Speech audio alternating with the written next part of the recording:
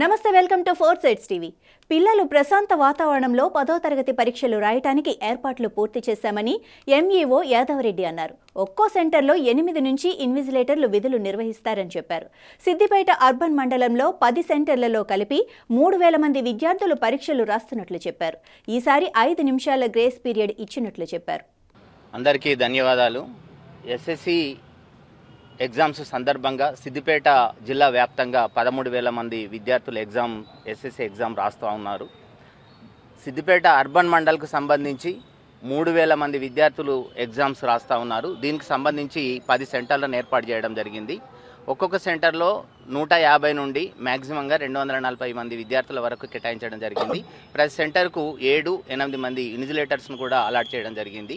ఈ సెంటర్లకు సంబంధించి గత వారం రోజుల నుండి మేము మరియు మా సిబ్బంది అన్ని రకాల ఏర్పాట్లు చేయడం జరిగింది.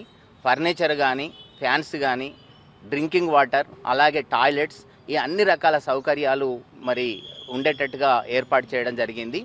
అదేవిధంగా ఎగ్జామ్ సెంటర్లో పిల్లలకు ప్రశాంత వాతావరణంలో ఎగ్జామ్స్ జరిగే విధంగా అన్ని రకాల చర్యలు తీసుకున్నాము. ఈ సందర్భంగా తల్లిదండ్రులకు మరియు విద్యార్థులకు తెలియజేసేది ఏమిటంటే, ప్రతిరోజు 9:30కి ఎగ్జామ్ స్టార్ట్ అవుతుంది. అయినప్పటికీ 9 గంటల వరకే ఎగ్జామ్ సెంటర్కు రీచ్ అయ్యే విధంగా ప్లాన్ చేసుకోవాలి. గతంలో 1 నిమిషం నిబంధన ఉండేది. 1 నిమిషం ఆలస్యం అయితే లోపలికి రానిచ్చేవారు కాదు. దానిని ఈ సంవత్సరము 5 నిమిషాల వరకు సడలించారు. 5 నిమిషాల సడలింపు ఉంది కదా అని నిర్లక్ష్యం చేయకుండా, మరీ లేటు అయితే చాలా ఇబ్బంది అవుతుంది కాబట్టి అలాంటిది జరగకుండా చూసుకోవాలని తల్లిదండ్రులకు విజ్ఞప్తి చేస్తున్నాను. ఎట్టి పరిస్థితులలో 9 o'clock సెంటర్కు రీచ్ అయ్యే విధంగా ప్రతిరోజు ప్లాన్ చేసుకోవాలనేటువంటిది కోరుతా ఉన్నాను. అదేవిధంగా సెల్ ఫోన్ నిబంధన అనేది కూడా ఉంది. సెల్ ఫోన్ అనేటువంటిది ఎట్టి పరిస్థితులలో క్యాంపస్ ఎగ్జామ్ నిర్వహించేటువంటి సెంటర్ క్యాంపస్లోనికి ఆవరణలోనికి రావడానికి వీల్లేదు.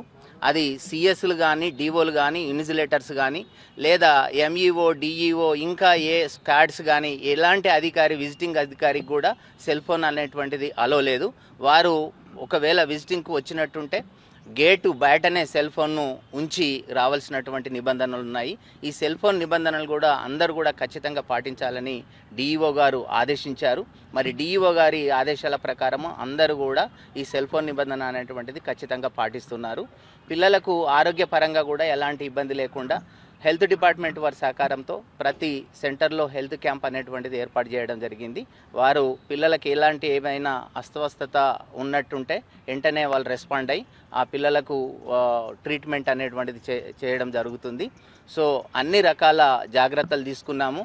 మరి ప్రశాంత వాతావరణంలో విద్యార్థులు ఎలాంటి టెన్షన్ లేకుండా రాయాలని ఈ విధంగా కోరుతా ఉన్నాను. ఈ విధంగా సెంటర్లలో సీసీ కెమెరాలు సిఎస్డిఓ రూమ్లో, ఆఫీస్ రూమ్లో ఉంటాయి. ఈ సీసీ కెమెరాల పర్యవేక్షణలోనే క్వశ్చన్ పేపర్స్ సీల్ విప్పవలసి ఉంటుంది.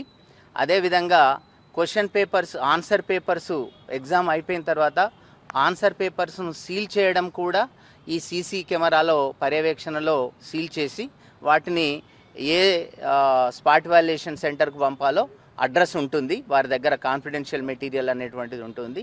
దాని ద్వారా వాళ్ళు పోస్ట్ ద్వారా అక్కడికి పంపిస్తారు.